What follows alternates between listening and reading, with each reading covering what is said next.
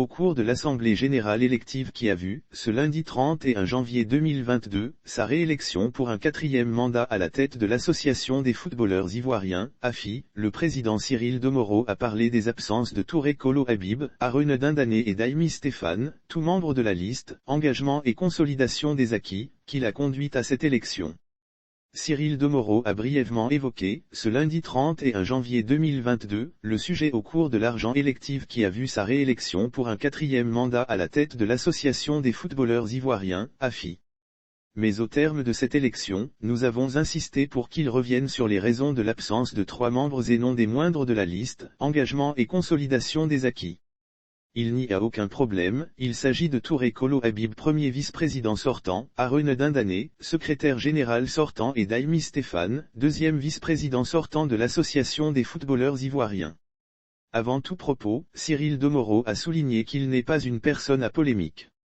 Il laissait entendre Tchou, il n'y a aucun problème. Les raisons de leur absence à l'en croire, Aruna sort d'une maladie, donc il est resté en Europe. On sait que Kolo est en pleine activité. Il est entraîneur. Daimi Stéphane, je pense qu'il a été empêché.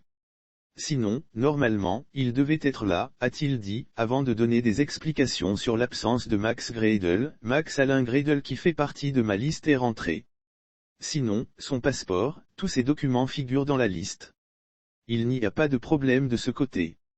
Quand Max sera en Côte d'Ivoire, vous aurez l'occasion de le voir à l'AFI. Le nouveau président a insisté pour dire que Max Alain Gradel, Aruna Dindane et Touré Kolo Habib font partie du board et que, leur absence ne cache rien.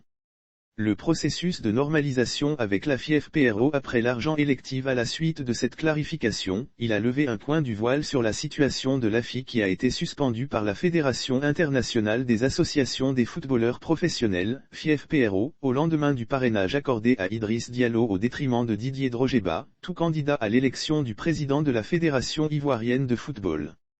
À l'en croire, le réchauffement des relations entre ces deux structures doit intervenir après cet argent élective. Lire aussi élection à la FIF Pro Afrique se désolidarise du parrainage de l'AFI accordé au candidat Yassine Idriss Diallo, Drogeba peut encore espérer. Le processus de normalisation s'était déterminé par l'argent élective. On a fait nos argents, ils étaient présents. Là, on doit finir le processus par l'argent élective. Aujourd'hui, mon bureau est réélu. Je pense que les discussions vont reprendre et on verra pour la suite. Ce qui m'importe aujourd'hui, c'est le football ivoirien, c'est le local. Une fois que le local sera bien portant, on passera à l'international, a confié Cyril Domoro. Sauf autorisation de la rédaction ou partenariat préétabli, la reprise des articles de l'infodrome.com, même partielle, est strictement interdite. Tout contrevenant s'expose à des poursuites.